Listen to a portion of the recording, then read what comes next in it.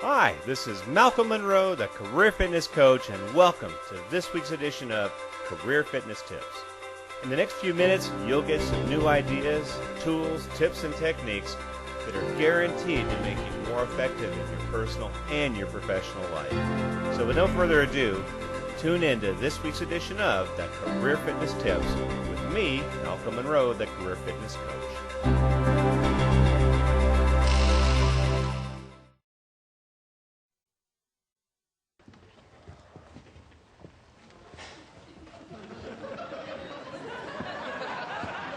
Medium turkey chili.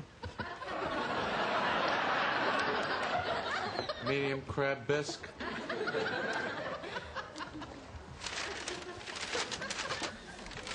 I didn't get any bread. Just forget it, let it go. Excuse me, I think you forgot my bread. Bread, $2 extra. $2, but everyone in front of me got free bread. You want bread? Yes, please. $3! What? No soup for you.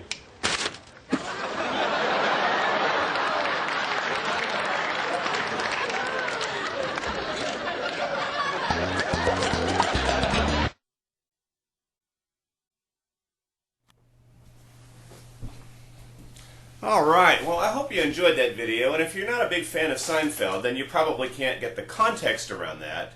But in that show, there was a guy that made some pretty incredible soup, and everybody really wanted to go, but he was so mean and nasty that eventually, when his recipe was discovered, they put the guy out of business. Now, don't let that be you.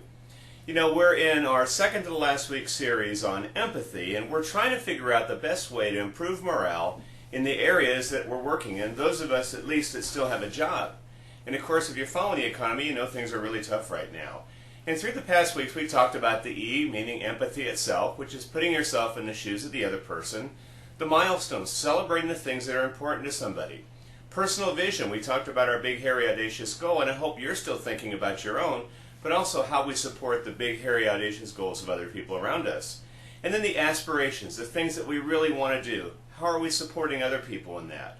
And then total focus. Last week we talked about what it's like when you're with somebody to give them 100% of your attention. Well, this week we're turning to the H, which is to have a heart. And in that video clip, obviously, the soup Nazi didn't have a heart for pretty much anybody. But you know, having a heart means we're going to be there for people. And it's some very simple things that you can be doing. For example, being a good listener, tuning in, focusing in when people need to talk, empathizing with the other person. Remember, we are not going to tell our stories, we want to listen to their stories. Being very sincere. It's something that you really can't fake. People will know when you're not sincere. So being sincere with people. And the final piece, of course, is offering some assistance. You know, very simple things that we can be doing in this coming week starting tomorrow to demonstrate that we have a heart. Now, I know that many of you now that are still working are probably shouldering the load for a lot of other people that aren't there anymore. If you are a boss, if you are a supervisor or a manager, you especially need to have a heart. And saying to somebody, just be thankful you have a job, motivates absolutely nobody. Back when I was in the Navy, one of the things that was very common when something would happen on a personal nature and it involved your kids or your family, you'd often hear the line, those kids didn't come with you in your sea bag.